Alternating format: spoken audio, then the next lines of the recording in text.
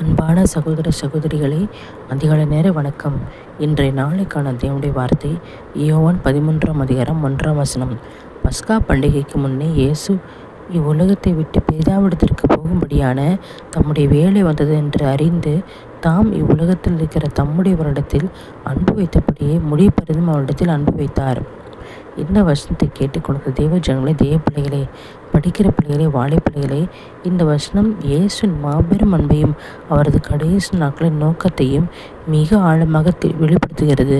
இந்த 3 முக்கிய சிந்தனைகளை நமக்கு தருகிறது. இயேசு தமது வாழ்க்கையின் இறுதி கட்டத்தை பிதாவிடத்திற்கு செல்லும் வேளையை தெளிவாக அறிந்திருந்தார். இது அவருக்கு மரண பயத்தை தரவில்லை, மாறாக தன் தந்தையின் திட்டத்தின் மீது அவருக்கு முழுமையான தெளிவை அளித்தது. முடிப்பரிதும் என்றால் கடைசி நொடி வரை அல்லது எல்லையற்ற அன்பு என்று பொருள். சீடர்கள் அனைவரையும் அவரை கைவிட்டு ஓடிவிடுவார்கள், பேதுரு மறுதளிப்பார், யூதாஸ் காட்டி கொடுப்பார் என்று தெரிந்திருந்தும் இயேசு தன் சீஷர்கள் மீதான அன்பை நிறுத்தவில்லை.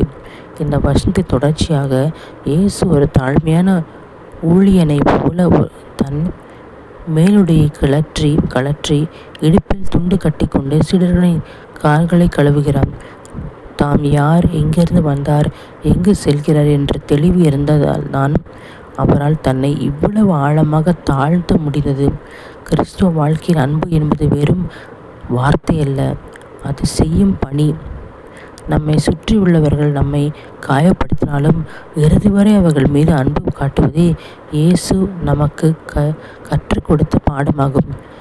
உங்களுக்காக ஜெபிக்கிறேன். கர்த்தாவே இயேசுவே, ஆண்டவரே, நீர் எங்களுக்கு கற்றுக் கொடுத்த அன்பின் பாடத்தை, ஆண்டவரே ஸ்தோத்திரம், அன்பின் கிரியைகளை நாங்கள் கிரியைகள் மூலம் வெளிப்படுத்த கிருபை தாங்க ராஜா. எங்களை பகைக்கிறவர்களை நாங்கள் பகையாமலும் அருவருக்காமலும், ஆண்டவரே ஸ்தோத்திரம், அற்பமாக எண்ணாமலும், ஆண்டவரை எல்லோரிடத்திலும் ஆண்டவரை கர்த்தருடைய அன்பை நாங்கள் காட்ட வேண்ட உடைய அன்பை எங்களுக்குள்ள நிலைத்திருக்க கிருபை தாங்க ராஜா. முடிப்பெரிதும் அதை காத்துக்கொள்ள கிருபை தாங்க.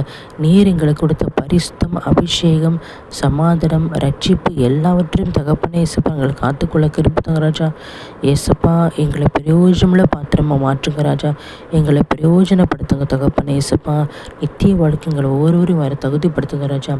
மீட்பெரும் இரட்சகமாக்கிற இயேசு கிறிஸ்துவின் நாமத்தில் ஜெபிக்கிறேன் என் ஜீவ நல்ல பிதாவே, ஆமேன். கர்த்தருக்கு ஸ்தோத்திரம், ஸ்தோத்திரம், ஸ்தோத்திரம், ஸ்தோத்திரம், ஸ்தோத்திரம், ஸ்தோத்திரம், ஸ்தோத்திரம்.